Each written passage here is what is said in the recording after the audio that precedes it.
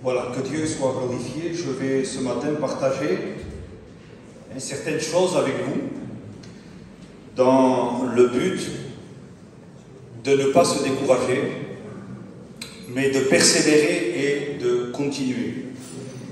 Et je voudrais introduire avec ce texte dans la parole de Dieu dans Romains au chapitre 8 et verset 28.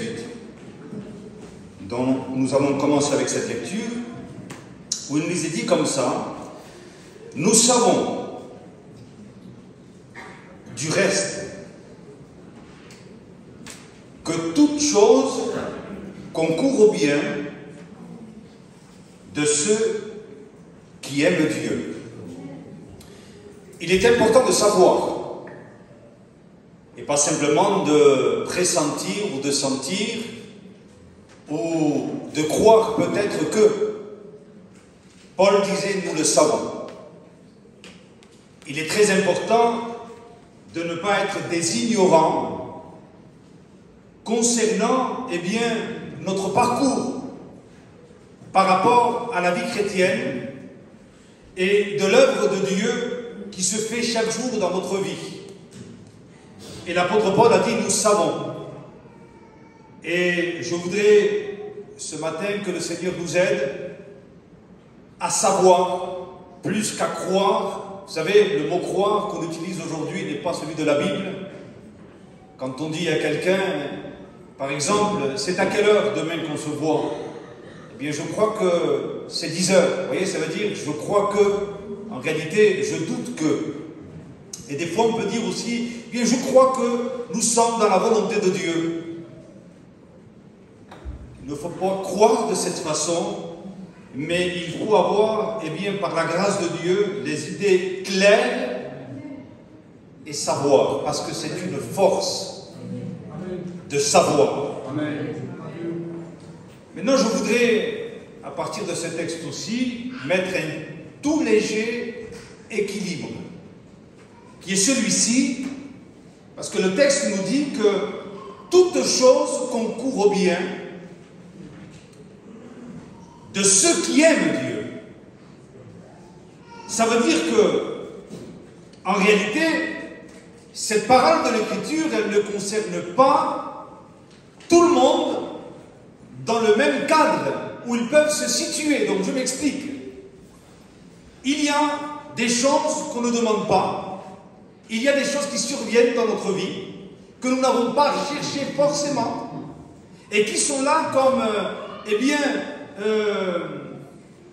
une situation difficile, une situation qui nous fait souffrir, une situation qui nous brise. Par exemple, celle de David, par exemple, avec Saül. Jamais de la vie, David a demandé, à avoir ennemi Saül. C'est venu parce que les choses ont fait que l'un a été touché dans l'orgueil, et à cause de cela, David a beaucoup souffert, parce que Saül le poursuivait de partout. Donc là, bien sûr, c'est en raison de l'amour qu'il avait pour Dieu, que Dieu a permis à David un temps de brisement dans sa vie. Donc ce texte-là, il correspond. Et vous voyez par exemple aussi dans le livre de Job que Job n'a rien demandé, absolument rien. Job vivait avec Dieu, il était intègre, il marchait selon la volonté de Dieu, jusqu'à ce qu'il y ait une conversation dans le ciel que lui il ignorait complètement, et que Satan s'approche de Dieu, et que, au milieu de cette conversation, des choses vont venir aussi dans la vie de Job. Ce n'est pas des choses que Job a cherchées, mais c'est des choses qui sont venues. Et ce qu'il faut qu'il sache à ce moment-là, Job, c'est que puisqu'il ne les a pas cherchées, alors tout concourt au bien. Vous avez l'exemple aussi de Joseph. Je m'explique pour que vous puissiez comprendre. Il n'a pas demandé à ce que ses frères, le maltraitent de la sorte. Il n'a jamais demandé à être déporté, emporté. de vivre en Égypte. Jamais il a demandé cela. Mais les choses sont arrivées. Et la Bible dit que tout concourt au bien. L'école de Joseph a été une école horrible. Il faut dire les choses comme elles sont. Car l'école de Dieu ne sera jamais une école facile. L'école de Dieu est une école très difficile, mes frères et mes sœurs. C'est une réalité. Jésus lui-même a dit qu'il a appris l'obéissance par la souffrance. Nous serons obligatoirement exposés à certaines souffrances si nous voulons vivre pour la cause de Dieu. Hein? Donc bien sûr que cela rentre dans le cadre de ce verset-là qui nous fait entendre que toute chose, et peu importe, qu'elle soit difficile, qu'elle soit insurmontable, qu'elle soit insupportable, ces choses-là, elles concourent au bien de ceux qui aiment Dieu. Et voyez, on voit par exemple dans la situation de Job que Satan ne fera rien sans le permis de Dieu. C'est Dieu qui permet. Parce que Satan demande, en lui disant, laisse-moi toucher ça, ça, ça, ça et ça, et tu verras s'il ne va pas te renier. Donc c'est une permission qu'il demande, Satan. Parce que Satan ne fait rien sans la permission de Dieu, quand ceci marche dans la volonté de Dieu. Mais alors il y a l'équilibre aussi. Est-ce qu'à certaines mesures, sous une certaine mesure, le diable pourrait agir sans la permission de Dieu? Oui. Avec laquelle? Avec celle que tu lui as permis, toi ou moi. Tu as un texte de référence? Bien sûr. Ne vous mettez pas en colère. Ne donnez pas accès au diable. Ah, c'est pas Dieu qui a permis. C'est toi. Et c'est moi. Alors vous comprenez, quand on ouvre des portes au diable, on ne peut pas attribuer ce texte de façon globale. Attention, Dieu est fidèle.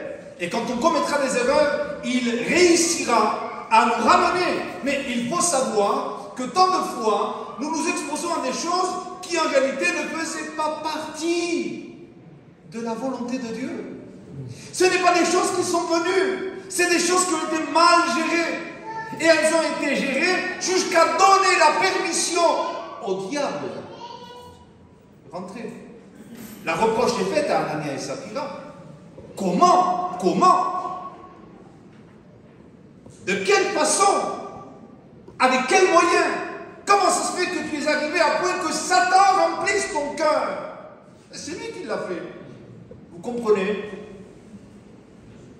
Donc il faut savoir qu'il y a des choses qui n'ont rien à voir finalement avec le plan de Dieu. Or Dieu est au-dessus de tout. Et même lorsque les choses iront mal pour nous, c'est un Père. Il ne nous abandonnera pas. Il viendra parce qu'il est fidèle. Il sera nous retiré de la gueule du lion parce qu'il est Dieu. Il est Dieu. La seule chose, c'est que finalement, on perd du temps. Voyez? Alors que le temps est si précieux, parce que notre temps est limité. Et ce qui est dommage, c'est que chacun de nous, après 10 ans, 20 ans de conversion, on se comporte comme des enfants de 2 ans. Pourquoi? Parce que nous avons ouvert des portes. Nous n'avons pas grandi. Nous avons laissé accès à tant de choses. Et alors, au lieu de grandir, nous perdons du temps. Au lieu de devenir, Paul disait à un moment donné, vous auriez dû être des maîtres. C'est-à-dire ceux qui peuvent donner des enseignements corrects concernant la conduite, concernant la pureté, la foi, l'amour, la patience. Et malheureusement, le temps s'est perdu. Et au lieu d'être un homme, une femme, avec de la maturité, mais nous sommes des enfants. Et qu'est-ce qui arrive quand nous sommes des enfants? Il n'y a plus de problème. Lorsque nous sommes âgés dans le Seigneur et que nous nous comportons comme des enfants, un jour, un homme de Dieu disait, je me suis rendu compte que dans l'église de Jésus-Christ, au lieu de voir une armée, on voit une maternelle. L'armée de Dieu est rendue à une école de maternelle, parce que l'un pleure, l'autre gémit de son côté, l'autre se plaint, il y a de la jalousie, il y a des rivalités, il y a ceci, il y a cela, de l'enfantillage. Mais on ne grandit pas. Alors il faut faire attention, parce que des choses viendront, on ne les a pas cherchées, je ne vais pas me répéter. Mais des choses sont venues, parce que nous avons ouvert l'accès. Et moi, ça m'est arrivé, je ne pense pas je ne pense pas personnellement être au temps de Dieu. Je pense vraiment que j'ai du retard. C'est certain. Mais j'essaye d'en perdre le moins et de gagner du temps.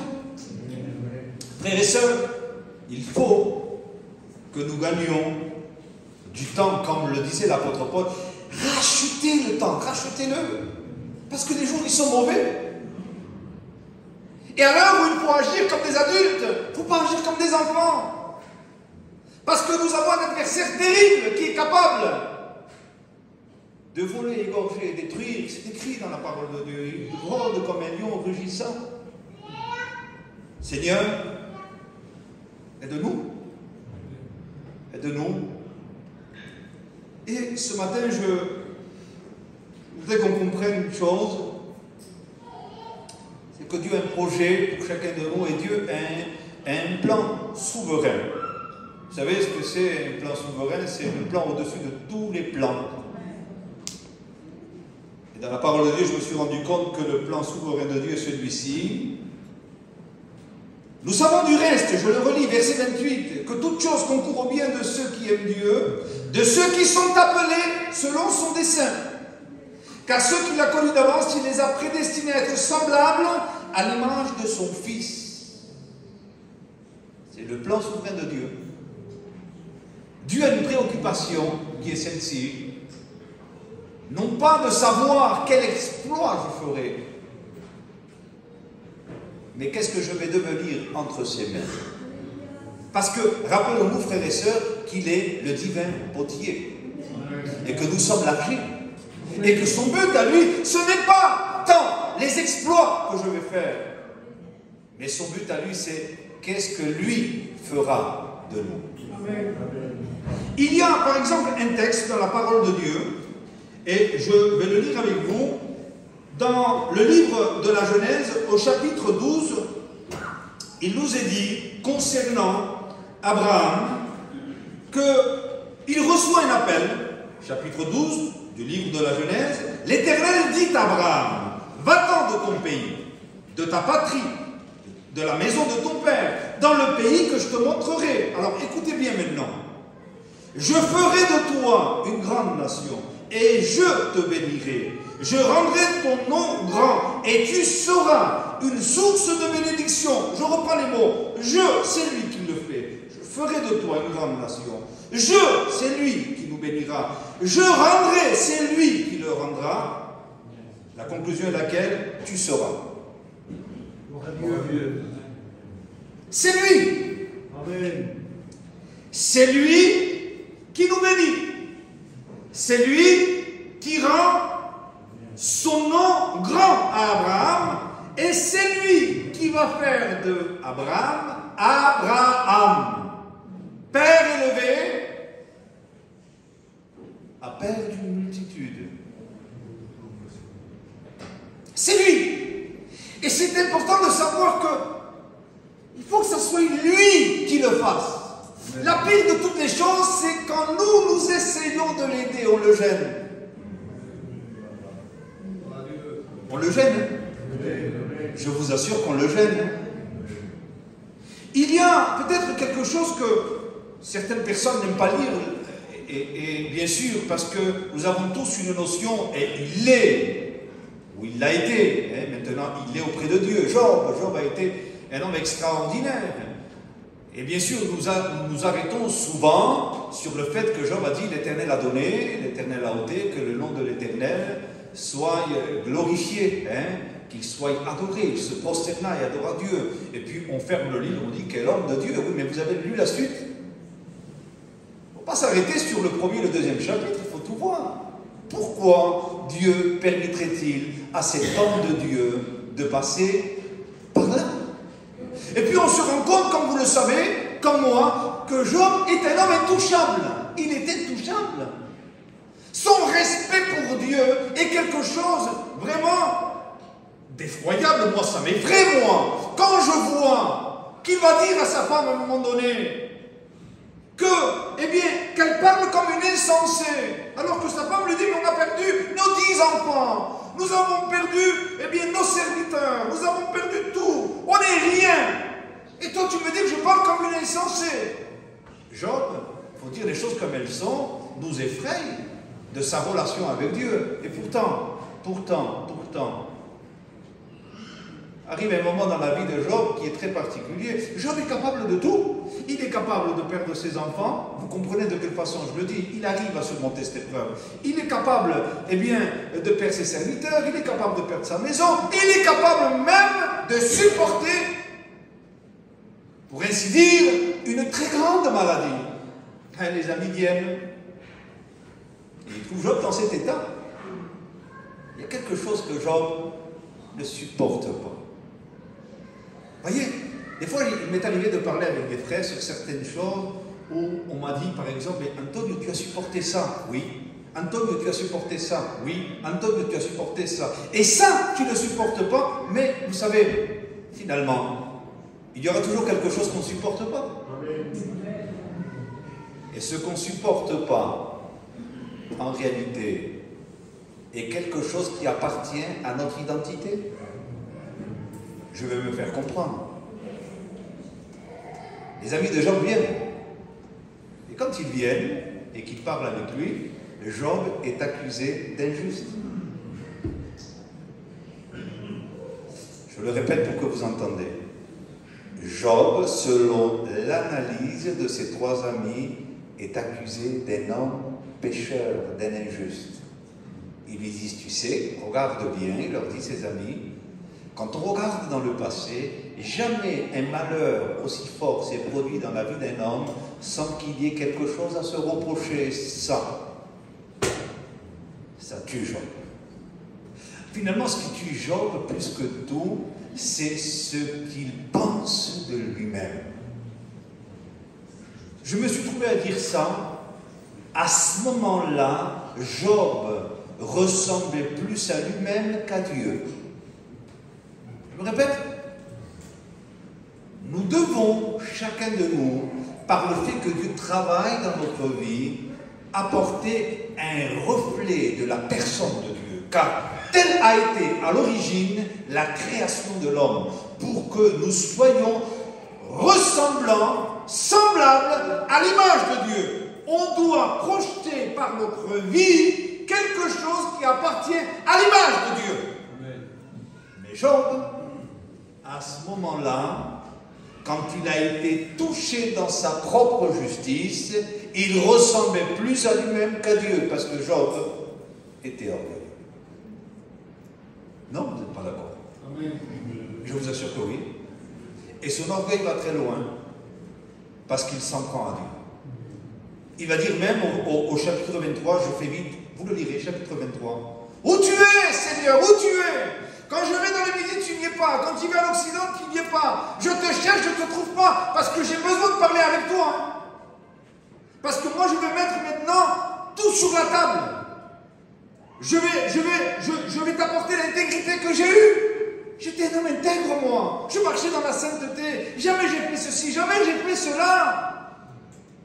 Il le disait devant ses amis, parce qu'il voulait que ses amis aussi entendent. Il dit, mais il se cache. Il dit, parce que quand je serai devant toi, il dit, je te montrerai que finalement, je ne suis pas un coupable.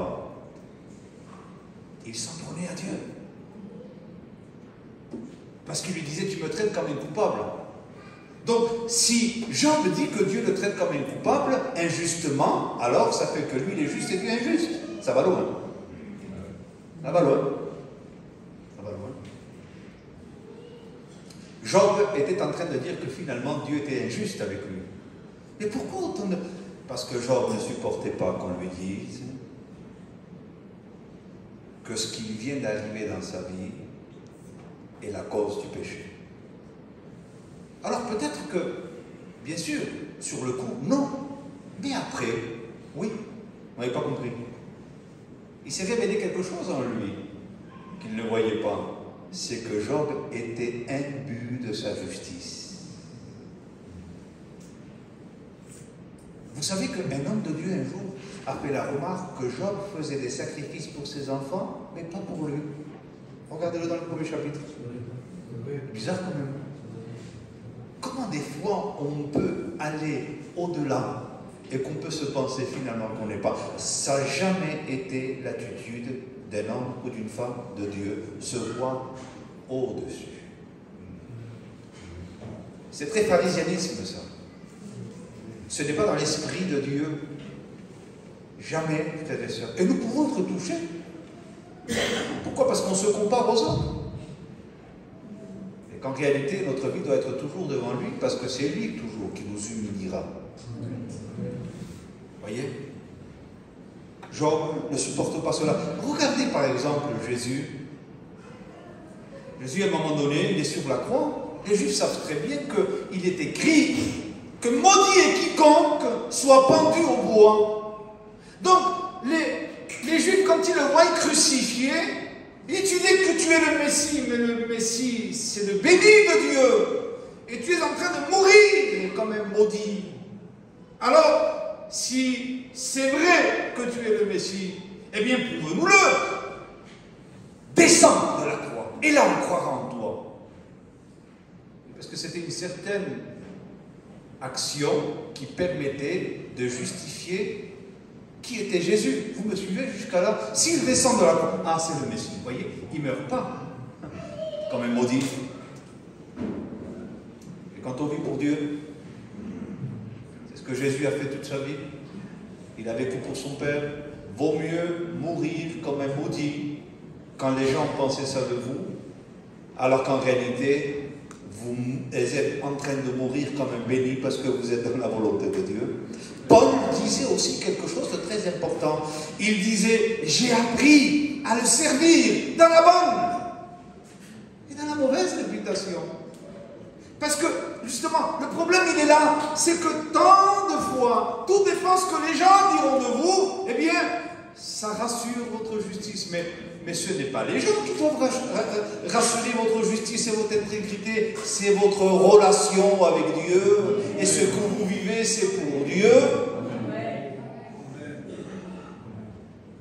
J'ai vu un moment donné où Saül a très bien commencé, vous le savez.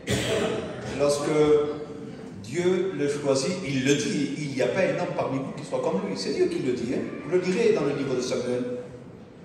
Mais quand on le présente, il dit, ah, c'est lui. C'est lui. Et il y en a qui s'étaient déçus. Parce que Saül ne plaisait pas à tout le peuple. Vous savez ce qu'a fait Saül? En ce temps-là, il était petit à ses yeux. C'est écrit dans la parole de Dieu. Saül, quand je t'ai choisi, tu te rappelles quand je t'ai choisi? Tu te rappelles que tu étais petit à tes yeux? Et il dit que Saül, à un moment donné, quand il entend que des gens disent, ah, c'est lui, parce qu'on ne plaira jamais à tout le monde, frères et sœurs, ni vous ni moi. Il dit que Saül ne prit pas garde. Quand on prend trop garde à ce que les gens disent de nous, c'est que notre vie spirituelle, elle ne vaut pas grand-chose. Vous me suivez jusqu'à là? On ressemble à des pharisiens après les frères.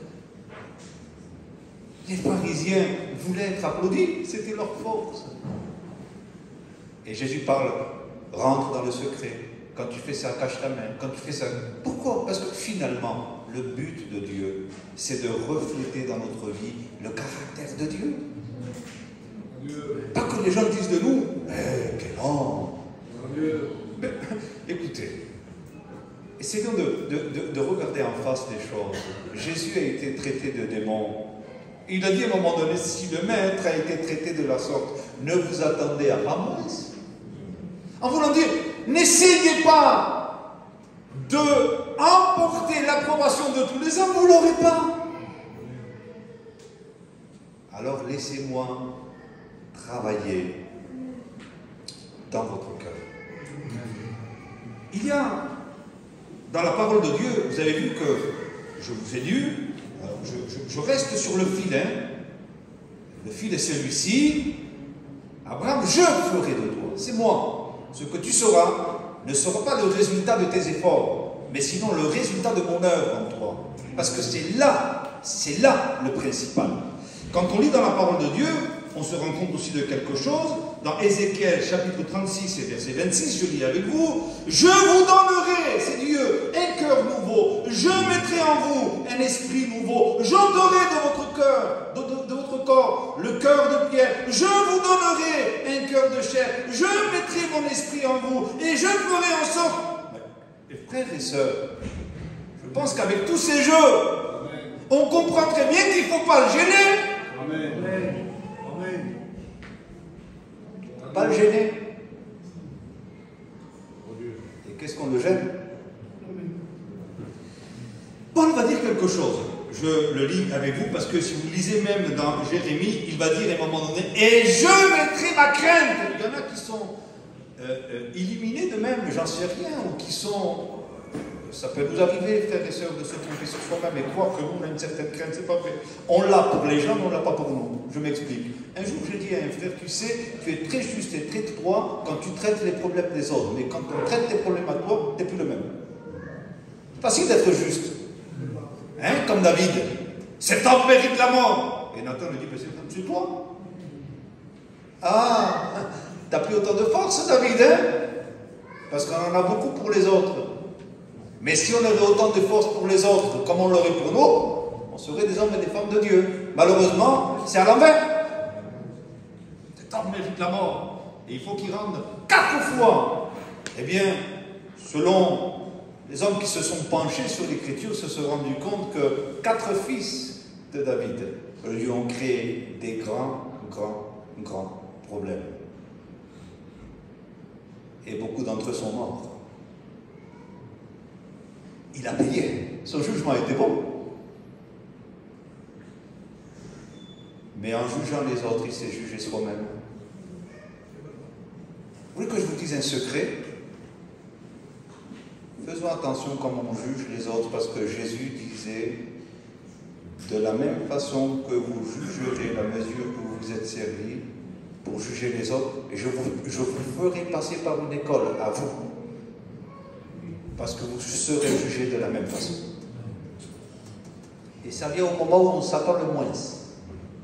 Et ce n'est pas parce que Dieu ne nous aime pas. Mais c'est parce que Dieu va faire venir des choses pour nous briser. Quel est le but? Nous transformer à son image.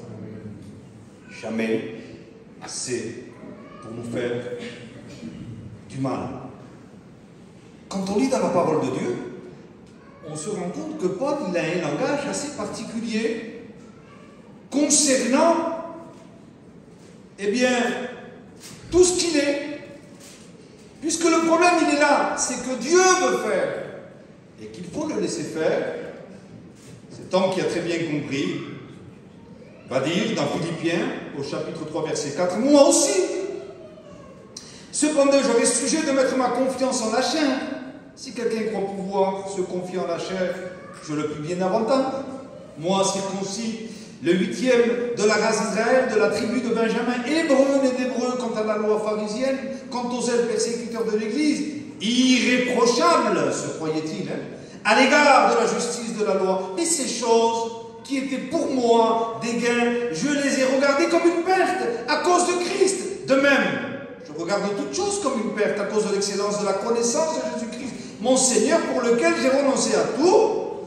Je les regarde comme de la boue, afin de gagner Christ et d'être trouvé en lui, non avec ma justice, celle qui vient de la loi, mais avec celle qui s'obtient par la foi en Christ, la justice qui vient de Dieu par la foi. Regardez ça, je vous dis juste ça. Paul ne met pas l'accent sur ses péchés. Paul met l'accent sur toute la valeur qu'il se donnait de lui-même. Le problème pour Paul ici, ce n'est pas le péché dans le sens menteur, voleur, jaloux, orgueilleux. Non, il va mettre toute la valeur qu'il avait. Mais il faut savoir une chose, que toutes les valeurs que nous croyons avoir sont un obstacle à l'œuvre de Dieu dans notre vie.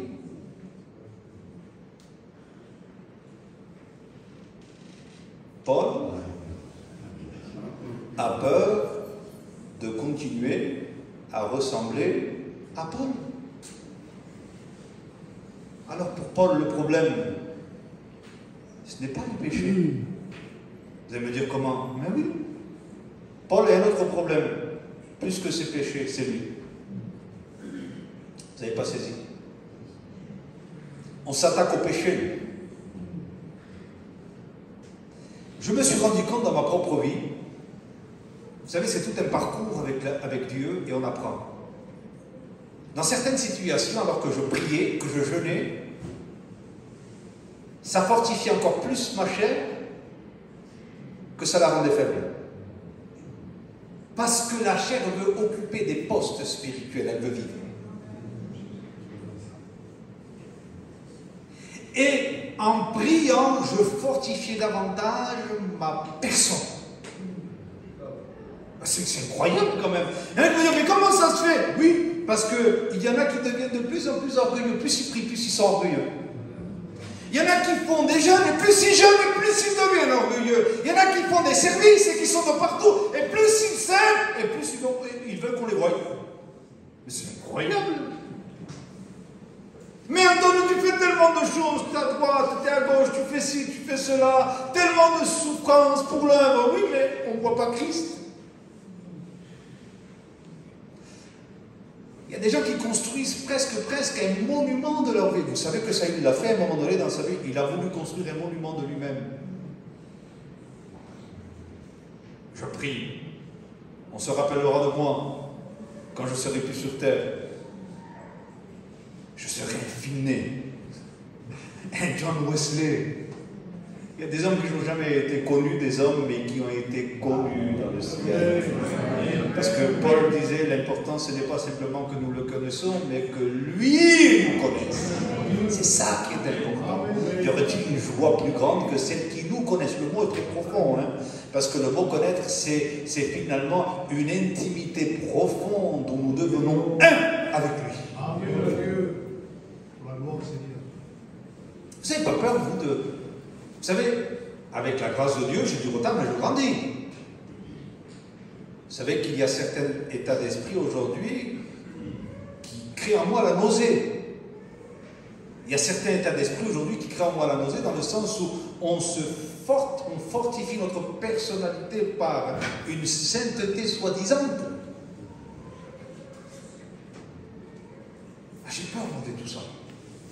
Après presque 28 ans maintenant de vie chrétienne, vous comprenez que je suis fatigué de ces choses-là. J'ai besoin de boire l'eau que Jésus donne, parce que c'est la seule qui désaltère. J'ai besoin qu'elle jaillisse. Son eau à lui. Et arrêtez de me creuser des citernes crevassées qui ne peuvent pas garder l'eau. Vous savez ce qu'on a besoin? C'est de se mettre devant lui et de dire, Seigneur, est-ce que je te laisse faire? Regardez, par exemple ici, je vais terminer.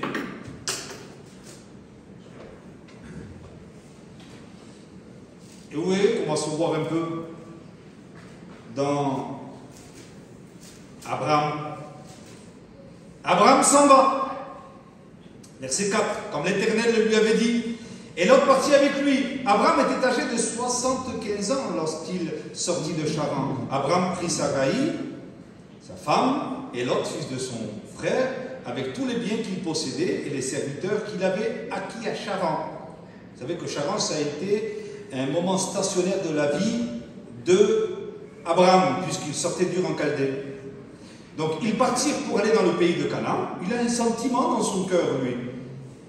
Et il arrive à Canaan. Abraham parcourut le pays jusqu'au lieu nommé Sichem, jusqu'aux chaînes de Morée. Les Cananéens étaient alors dans le pays. L'Éternel n'a pas vu Abraham. Alors, le Seigneur va le rassurer. Ce n'est pas simplement un pressentiment que tu as. Maintenant, je te donne l'approbation. L'Éternel n'a pas vu Abraham. Il dit, je te donnerai ce pays. à ta postérité. Et Abraham bâtit là un autel à l'Éternel qui lui était apparu. Il se transporta de là vers la montagne, à l'orient de Bethel, et il dressa ses tentes, ayant Bethel à l'occident et Haï à l'orient. Il bâtit encore là un autel à l'Éternel, et il invoqua le nom de l'Éternel, c'est merveilleux. Abraham continua ses marches en s'avançant vers le midi. Mais vient maintenant le divin potier. Abraham ne s'attend pas. Il y eut une famine dans le pays. Et Abraham descendit en Égypte. Je crois que c'est le Saint-Esprit qui m'a arrêté sur ça. Il part où? En Égypte. Est-ce qu'il retourne à Charan? Non. Est-ce qu'il repart en Ur et Chaldée? Non. Ça voudrait dire pourquoi? Ça voudrait dire quoi pour nous? Ça voudrait dire tout simplement que finalement, si on le prend dans le contexte spirituel, Abraham ne retourne pas à ce qu'il était avant. Il n'abandonne pas la main de Dieu. Il ne parle pas à Charan. Et il ne parle pas non plus en Ur et Chaldée. Mais il a des moyens. Il va aider Dieu. Il va en Égypte. Ça vous est jamais arrivé, ça? De spiritualiser les choses? Ah non, moi, le monde, c'est fini, moi. Fini. Mais il faut que tu restes là, il y a la famille. Et Dieu t'a dit, c'est là qu'il faut que tu restes. Oui, mais tu comprends bien qu'il y a des moments dans la vie où il faut mettre un peu la main à la pâte. Il faut faire quelque chose. Ah, il n'y a pas. Fais pas ça. Tu vas rater une école. Je me suis demandé quelque chose pour ma vie personnelle. Je ne sais pas si ça vous est arrivé. Il y a des fois des situations de famille où on dit, Seigneur, sors-moi de là. Sors-moi de là, Seigneur. Aide-moi. Je ne peux plus, je ne supporte plus ça. Je ne supporte plus ci. Aide-moi, Seigneur. Et finalement, je me suis posé la question, mais tu veux quoi? Être libéré de cette situation pour vivre ta liberté? Ou est-ce que tu veux être libéré parce que ça te rendra plus intime avec Dieu? Alors il y en a qui peut-être ne comprennent pas ce que je veux dire par là. Pardon si des fois, dans ma façon de m'exprimer, je donne l'impression que les gens ne comprennent pas. Alors peut-être c'est pas que vous ne comprenez pas, mais des fois je me vois regarder les mouches. Je me suis rendu compte personnellement que des fois je disais, Seigneur, sors-moi de cette situation. Vous savez pourquoi? Parce que j'avais besoin de retrouver ma liberté, pas la sienne. Sors-moi de cette prison. Tu veux être libre, pourquoi? Parce que tu as envie un petit peu de gérer ta vie spirituelle telle que toi tu la conçois. Oui, mais le divin potier t'a coincé là. Il travaille en toi. Tu n'aimes pas les prisons de Dieu. Hein? Elles ne sont pas trop belles, hein, les prisons de Dieu. Il faut dire les choses comme elles sont, les frères. Vous ne les connaissez pas, vous, les prisons de Dieu? Moi, j'en connais, moi, des prisons de Dieu. Des fois, il y a des choses qui sont venues où je me suis vu coincé, prisonnier. J'ai dit, Seigneur, sors-moi de là, Seigneur. Je veux te servir. Et Dieu me dit, ne me sers pas. Ne fais pas. Parce que je ne me préoccupe pas autant de ce que tu vas faire. Je suis en train de me préoccuper de quelque chose de plus important. Je me préoccupe de ce que je vais faire de toi. Et je n'y arrive pas. Non, il est bon.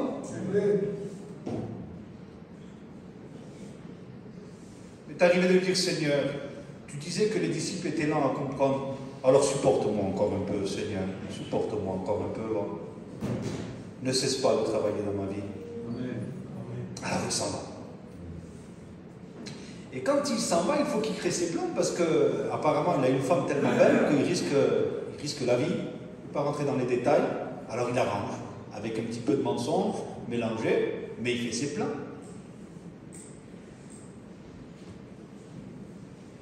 Il nous est dit que Dieu intervient dans la situation. Parce que Dieu regarde au cœur quand même. Est-ce que Dieu l'a frappé? Vous le relirez. Est-ce que Dieu l'a condamné? Non, c'est pire que ça par rapport à certaines personnes qui veulent constamment que Dieu frappe le peuple. il vient l'aider. Il vient le libérer. Il aime, mais Abraham, tu as commis une faute. Celui qui vous a appelé est fidèle. Il est fidèle. Et l'œuvre qu'il a commencée en vous, il la rendra parfaite. Vous savez, il y a une chose qui n'est pas trop bon. Un homme de Dieu disait quelque chose. Il disait, l'Église de Jésus-Christ a une particularité. Laquelle? C'est que c'est la seule armée qui tue ses soldats. Parce que dès que quelqu'un n'est plus à son goût, frappons-le, tuons-le. Eh bien, quelle armée? No te falles a grupo, porque te matarán. L'attitude comme ça, avec la langue. Jérémie disait, il me tue avec la langue. Parce qu'ils ne sont pas contents. Oui, cet homme avait raison. Quelque part, dans certains contextes, l'Église ne sait pas vivre, elle n'a pas grandi tant de fois. On est ensemble ce matin, on s'exhorte, on essaie de se donner des conseils, on essaie de se donner des lumières.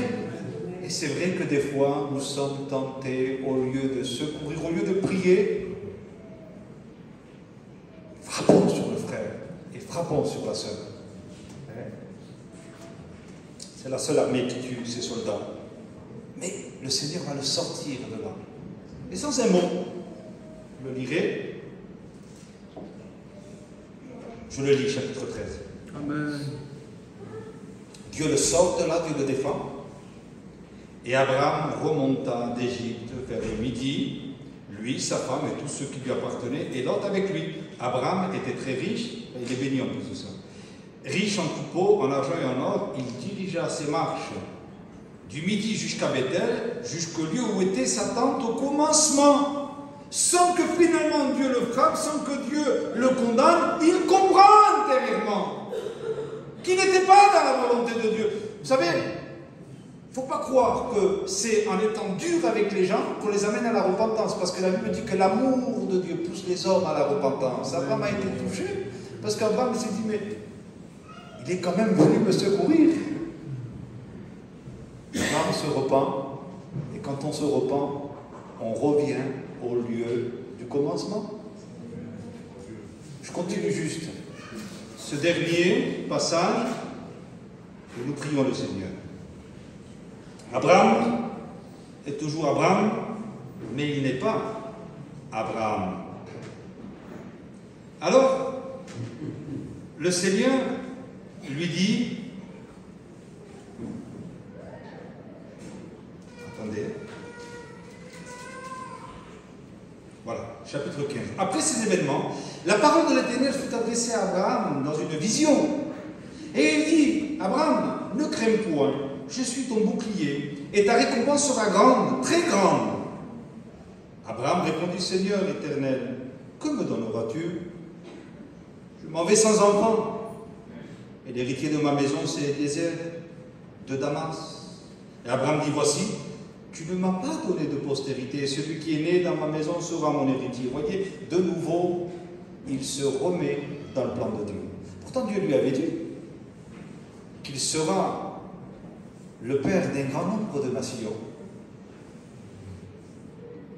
Mais il remet en doute quelque part dans son parcours la parole de l'Éternel. On est sujet à ça. Écoutez, Dieu, bien sûr qu'il est touché quand on n'a pas foi en lui. Mais Dieu sait tout. Et il semblerait que des fois, Dieu nous parle, sur l'instant on le croit, mais en même temps on se dit, mais comment ça se fait que ça ne se fait pas? Il y a comme du doute, mais ça fait partie. Ça fait partie de l'œuvre de Dieu en nous. Ça fait partie de l'école de Dieu. Que voulez-vous, on n'est pas meilleur qu'Abraham? Il dit non, il dit, tu ne me l'as pas donné. Il dit, tant pis, mais j'en ai un là. De nouveau, les frères, on est constamment comme ça, à vouloir arranger et donner un coup de main à Dieu. Et c'est terrible de vouloir donner un coup de main à Dieu. Alors, il dit, ben, tant pis. Tu n'y arrives pas, toi, tu ne le fais pas, mais moi et toi, on va arriver. Et il dit, alors voilà, on prendra comme héritier Eliezer. Alors la parole de l'Éternel, elle revient, lui fut adressée ainsi, ce n'est pas lui qui sera ton héritier, mais c'est celui qui sortira de tes entrailles, qui sera ton héritier. Et après l'avoir conduit dehors, il lui dit, regarde vers le ciel et compte les étoiles, si tu peux les compter. Et lui dit, telle sera ta postérité. Abraham eut confiance en l'Éternel, qui de lui imputa justice. Alors, ça c'est très étonnant, frères et sœurs. Abraham vit une expérience assez particulière qui sera reportée par l'apôtre Paul, même dans l'Épître aux Romains, et même d'autres la reprennent de nouveau, cette image-là. Il s'est passé quelque chose de très fort à partir de ce moment-là, parce que Abraham a cru. C'est fort, non? Sarai, chapitre 16, femme d'Abraham, ne lui avait pas donné, c'est juste après, d'enfant. Elle avait une servante égyptienne nommée Agar. Et Sarai dit à Abraham, voici l'Éternel m'a rendu stérile. Viens, je te prie, vers ma servante. Peut-être aurai-je des enfants. Abraham écouta la voix de Sarai. C'est quelque chose quand même. Je ne sais pas si vous... Moi, écoutez, moi, je connais ça. Je sais ce que c'est. Je sais quand Dieu m'a parlé. Et je sais quand d'autres personnes m'ont parlé. Et quand d'autres personnes aussi m'ont parlé. Et que derrière eux, alors ce n'est pas une façon de tuer des gens, mais ça existe malheureusement. Mais derrière, il y avait le diable. Parce qu'Abraham est coincé là. Dieu lui a parlé, mais sa femme lui parle. Et qui va écouter? Il va dire, ah, Abraham, mais c'est vite fait, il va écouter Dieu. Ben non, il n'écoute pas Dieu, il écoute sa femme. C'est quelque chose, tranquille quand même. Moi, des fois, Dieu m'a dit des choses dans la lumière. Et il m'a dit, c'est comme ça. Et tu feras comme ça. Ah, Seigneur, merci, je te loue avec les larmes et tout. De suite après, le diable vient me parler. C'est ça, mais pas tellement comme ça. Vous vous souvenez, dans le jardin d'Éden, Dieu a-t-il réellement dit? Oui, parce que le diable vient. Et il y a une école aussi. Qui c'est qu'on écoute le plus? Dieu, la chair ou le diable? Parce que c'est des copains. Alors il va commettre une grosse bêtise, vous le savez. Ismaël va naître. Et toute sa vie, Ismaël va persécuter Isaac. Ce n'était pas la volonté de Dieu. Il y a des problèmes qu'on s'est cherchés parce qu'on les a fait naître. C'est nous qu'on les a fait naître. C'est pas Dieu. Oui, mais toute chose concourt au bien de ceux qui aiment Dieu. Oui. Respecte le texte, hein, s'il te plaît. C'est toi qui as créé ça, c'est pas Dieu. Dieu ne va pas t'abandonner. Mais c'est toi qui l'as créé. Ne t'avoue pas vaincu, parce que Dieu est plus grand que tout. Mais il y a certaines choses qui te font prendre du retard, que jamais tu aurais dû être entraîné dans ces choses-là. Mais c'est toi qui les as fait naître. Et qu'est-ce que Dieu fait? Il abandonne Abraham. Et il revient vers Abraham. Dieu est bon. Parce qu'après, au chapitre 17,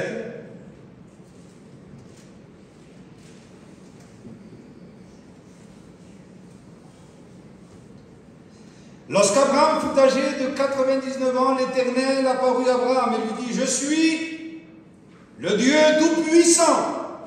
Marche devant ma face et sois intègre. J'établirai mon alliance entre moi et toi, et je te multiplierai à l'extrême. Il revient vers lui. Abraham tomba sur sa face, et Dieu lui parla en disant, voici mon alliance que je fais avec toi. Tu deviendras père d'une multitude de nations. On ne t'appellera plus Abraham. Ça y est, ton parcours maintenant passe à autre chose. Mais ton nom sera Abraham, car je te rends père d'une multitude de nations. Et on dit, t'as pas vu à un moment donné que Dieu lui demande, à Abraham son fils et qu'il lui donne. Oui, mais pour arriver là, il y a eu un parcours. Parce que nous, on veut arriver là. Mais il dit, mais tu n'as même pas commencé là.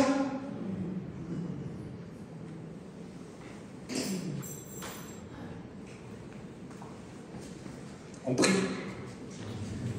Seigneur, tu es certainement le divin potier. Et on te gêne beaucoup. Nous donnons naissance à des choses, et c'est nous qu'on l'a fait. Mais pour autant, tu restes fidèle. Je veux que tu viennes bénir mes sœurs, mes frères ce matin, de bénir ma vie. C'est avec raison que l'apôtre Paul a dit que le Dieu de paix vous sanctifie lui-même. Parce que quand c'est nous qu'on se sanctifie, c'est dangereux. On a nos choix, on a les goûts. Et souvent on n'a pas les choix et les goûts de Dieu. Que le Dieu de paix vous sanctifie lui-même. Esprit, âme et corps. On s'examine ce matin devant toi, Seigneur. Et nous te demandons grâce au milieu de tous nos parcours. Renouvelle la foi dans nos cœurs. Quelle persévérance pour que Abraham devienne Abraham. Eh bien, tu as la même persévérance parce que tu veux nous rendre semblables à l'image de ton Fils.